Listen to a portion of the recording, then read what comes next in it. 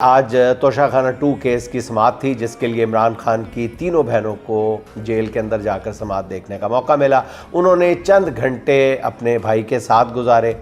समाअत के बाद मीडिया से गुफ्तगू करते हुए अलीमा खान ने कहा कि इमरान खान की सेहत बहुत अच्छी है, उनकी सेहत के बारे में खामखा क्या सराहियाँ की जा रही हैं।